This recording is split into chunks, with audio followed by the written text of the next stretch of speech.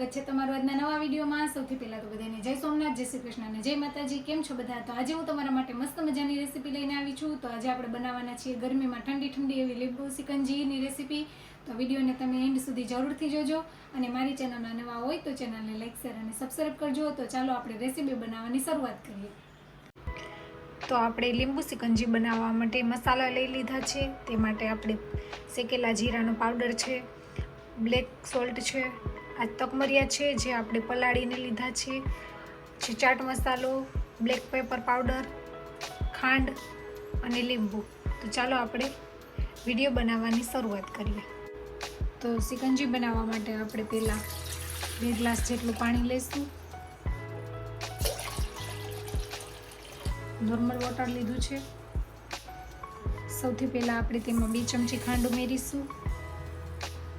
આપણે લીંબુનો રસ એડ કરીશું।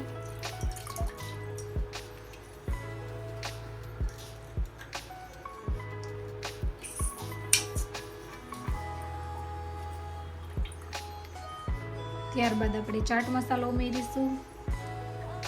બધું મેં એક સરખા માપના અડધી ચમચી લીધેલું છે। આપણે બ્લેક પેપર પાવડર ઉમેરીશું, બ્લેક સોલ્ટ ઉમેરીશું, શેકેલા જીરાનો પાવડર ઉમેરીશું। બધું મિક્સ કરી લેશું। ખાંડ ઓગળે ત્યાં સુધી આપણે મિક્સ કરીશું। આપણી ખાંડ થોડી ઓગળી ગઈ છે। હજુ આપણે તેને થોડી વાર માટે હલાવીશું।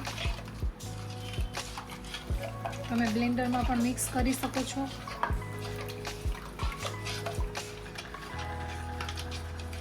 તમે ઘરે સિકંજી બનાવો છો કે નહીં તો કમેન્ટ કરીને જણાવજો।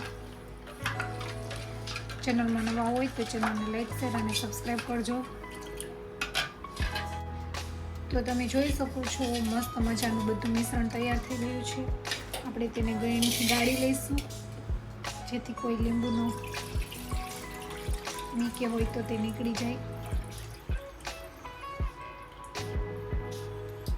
સરસ મજાની સિકંજી તૈયાર થઈ ગઈ છે। ચાલો તેને સર્વ કરીએ। સૌથી પહેલાં આપણે બંને ગેસમાં આઈસ ક્યુબ ઉમેરીશું।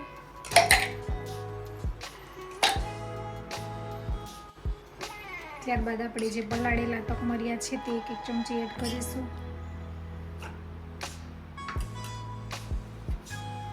ત્યારબાદ બનાવેલી સિકંજી ઉમેરીશું।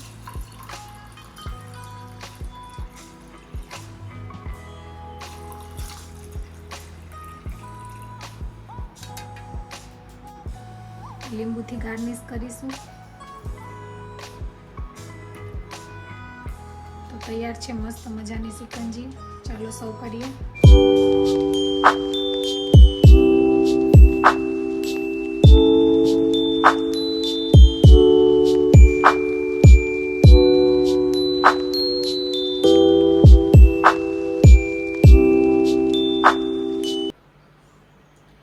તો ફેમિલી, ઉનાળાની આ તમને રેસીપી કેવી લાગી તે કોમેન્ટ કરીને જણાવજો અને ચેનલમાં નવા હોય તો ચેનલને લાઈક શેર અને સબસ્ક્રાઈબ કરજો। તો મળશું આવી નવી રેસીપીના વિડીયો સાથે। આવજો। જય સોમનાથ, બાય।